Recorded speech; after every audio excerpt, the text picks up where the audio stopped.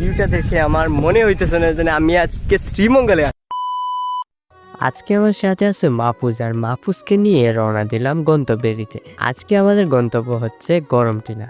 এই গরম টিলায় আমাদের রেগুলার যাওয়ার কারণ হইতেছে শ্রীমঙ্গল এমন একটি জায়গা যা ঋতুর সাথে সাথে তার রূপ বদলায়, এবং যখন রূপ বদলায় তখন তার রূপ আগের থেকে আরো বেশি সুন্দর হয়ে যায়। তাই এই সৌন্দর্য দেখার জন্য আমরা আজকে রওনা দিয়েছি। গরম টিলার সামনে আসতেই চারিদিকে বেড়া দেখে আমি পুরোই অবাক। গরম টিলা যাওয়ার আগে রাবার বাগানে একটা অপরূপ সৌন্দর্য দেখা যায়, যার পরিবেশটা অবাকজনক এবং আরামদায়ক। আমি প্রচন্ড গরমে আসছি এখানে আসার পর যখন আমার গায়ে একটা বাতাস লাগছে, আমার পুরো ক্লান্তিটা আমার চলে গেছে।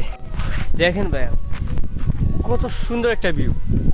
তারপর একটু হাঁটেই আমরা গরম টিলার পুরো উঁচু উঠে যাই। লাইক ভিউ, চোখের শান্তি। লাইক সিরিয়াসলি ভিউটা দেখে আমার মনে হইতেছে না যে আমি আজকে শ্রীমঙ্গলে আছি। লুক এট দিস ভিউ ভাই, প্রচুর সুন্দর। আর এই ভিউ প্রচুর সুন্দর, লাইক ভিউ।